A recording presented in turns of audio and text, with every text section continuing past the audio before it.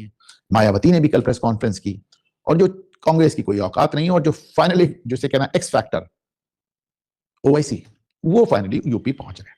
उनके पहुंचने के पहले उनका उत्तर प्रदेश के जो एमआईएम के मुखिया हैं, जो स्टेट हेड हैं, जो प्रादेशिक अध्यक्ष हैं, शौकत अली, उन्होंने आज बड़ा दिलचस्प बयान दिया है, आप खुद सुन लें। हम तो कहेंगे कि ज्यादा से ज्यादा बच्चे पैदा करें आप लोग। अल्लाह अगर दे रहा है तो आप उसको लीजिए, इनकार मत करिए अल्लाह की तरफ से। जिनको नहीं होता कोई चौकट नहीं बस के कहा जाकर के अपना माथा ना देखे कि अल्लाह मुझे भी साहिब औलाद कर दे। और मैं ये भी सुनिए, जब तक दे रहा है जब तक लेते रहिए। लोग थोड़ा परेशान तो है कि हमारी आबादी बढ़ रही है। अरे देश की आबादी जितनी ज्यादा होगी देश उतना ही मजबूत होगा। चाइना की आबादी ज्यादा है, चाइना मजबूत है। हमारी आबादी जितना बढ़ेगी इंशाअल्लाह हमारा देश उतना ही मजबूत होगा। तो हम तो आज से एक नारा देंगे कि हम दो और हमारे दो दर्जन। हमारे तो अल्हम्दुलिल्लाह 8 बच्चे हैं। कितने? 8 बच्चे हैं अल्हम्दुलिल्लाह। और हमारे बड़े भैया का भी जल्दी इंतकाल हुआ है। आप लोग दुआ करें अल्लाह सुब्हानहू व तआला उन्हें फिरदौस में आला मकाम अता फरमाए। हमारे बड़े भैया के अल्हम्दुलिल्लाह 16 बच्चे। और सुनिए, हमारी वालदा की हयात से 97 साल हमारी वालदा की उम्र है, और कम से कम 72 उनके नाते और पोते जवान 6 बेटे। 97 साल के एक व्यक्ति के 72 बच्चे सामने खेल रहे हैं। हम दो हमारे दर्जन। और कहने का अंदाज देखें, हम देश को मजबूत कर रहे हैं, चीन के साथ टक्कर ले रहे हैं। उन्हें मालूम वो क्या कह रहे हैं, उन्हें मालूम है कि उनकी बात पे कोई, उनकी बेहूदी बात पे कोई यकीन नहीं। सबको मालूम है कि मुस्लिम आबादी बढ़ाने की बात कर रहे हैं। उत्तर प्रदेश में सबसे ज्यादा मुस्लिम है।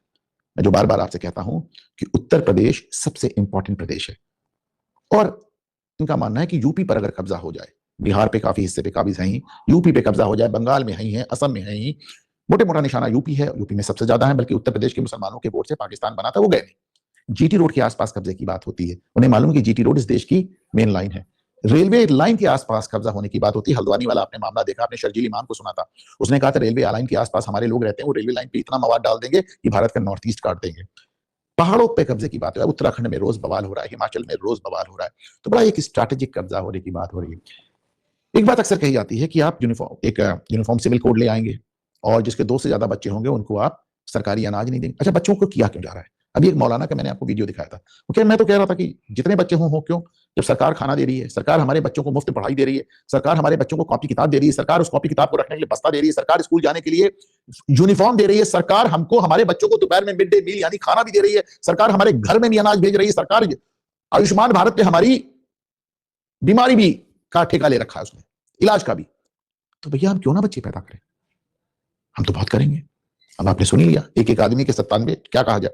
तो साहब ये मत सोचें कि आप यूनिफॉर्म सिविल कोड ले आएंगे और आप कहेंगे कि जो भी व्यक्ति 2 से ज्यादा बच्चे करेगा हम उसका अनाज रोक देंगे।